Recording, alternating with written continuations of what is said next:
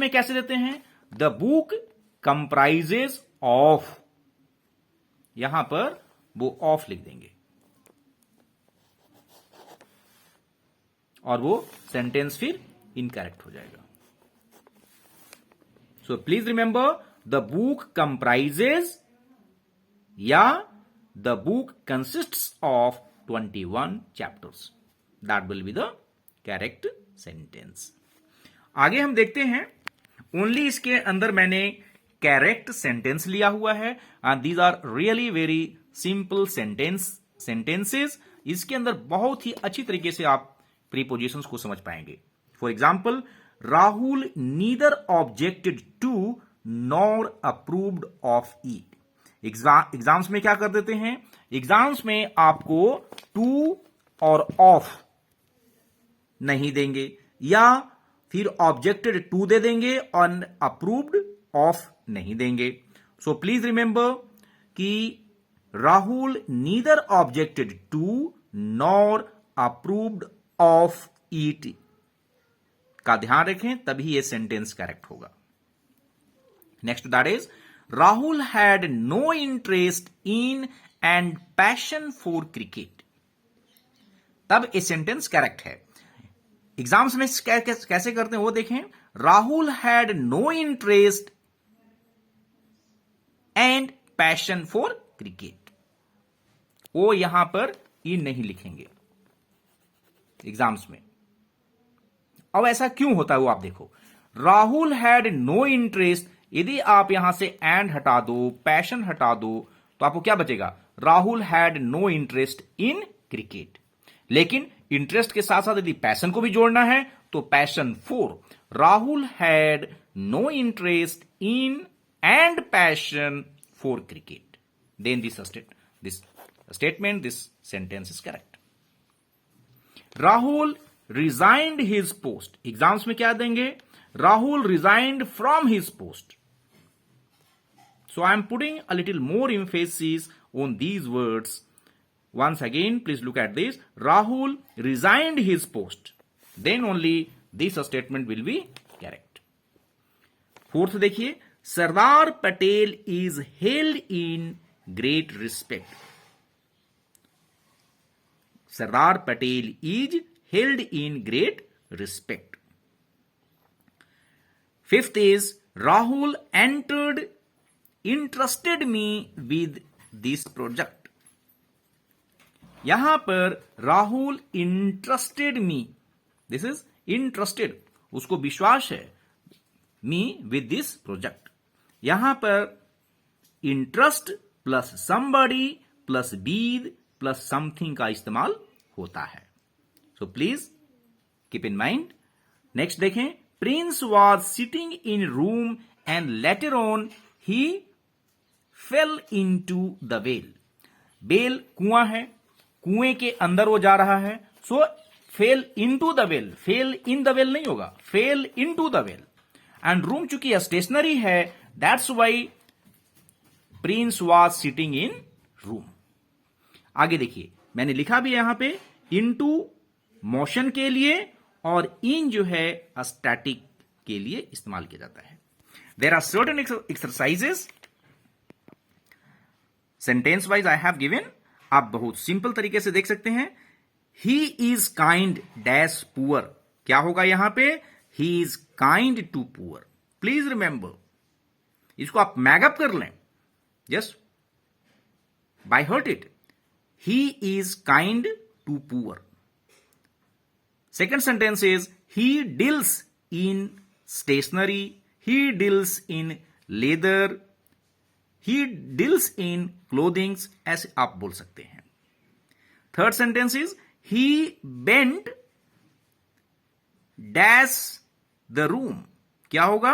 He bent into the room या he entered the room.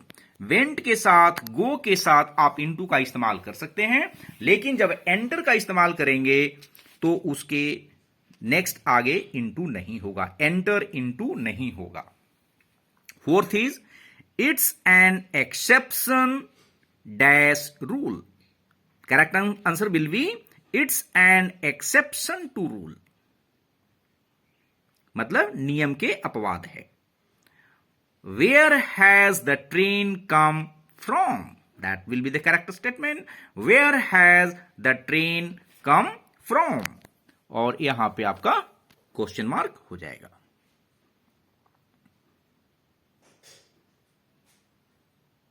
Blood हो रहा है। Sixth, it is 11 bye my watch. इसको तो आप बिल्कुल रट जाएं।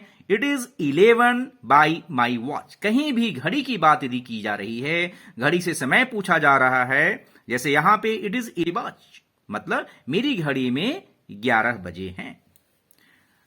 7th sentence is Ram is ill with fever. Ram is ill with fever. 8th is please comply with my request. 9th देखें, patient agreed to doctor's advice. Agreed to is the correct preposition used here. Allow me to speak to the senior officer. Allow me to speak with नहीं होगा, allow me to speak to the senior officer. 11th देखिए, your partner is jealous of your success. आपका partner आपकी सफलता से jealous है। Your partner is jealous of your success. 12th देखें, are you in need of help. So need के साथ यहां पे ऑफ का इस्तेमाल होगा।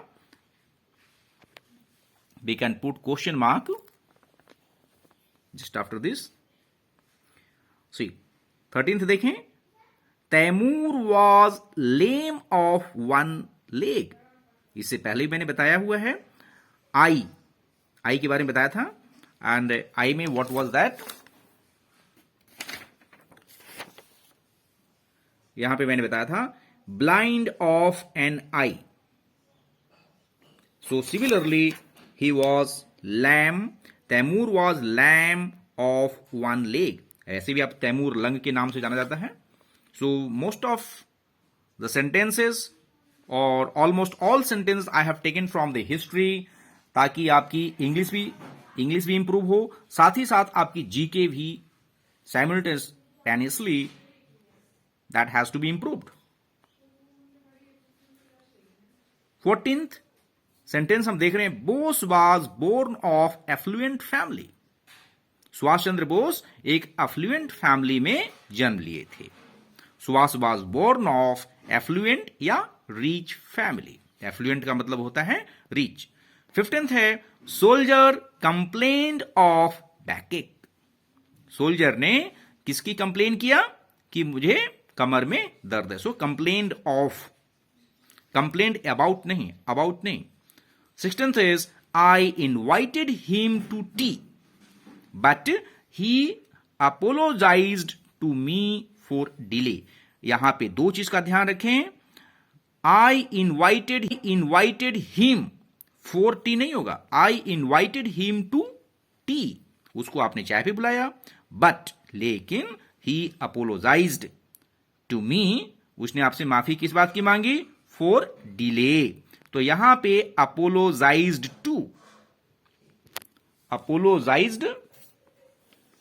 टू रहेगा। यहां पे apologized to me, apologized to me for delay. That is the correct preposition here. Okay, thank you. इसको तसल्ली से आप once or twice you can revise it, and it will be forever in your mind, and you can do your exams in the best possible manner.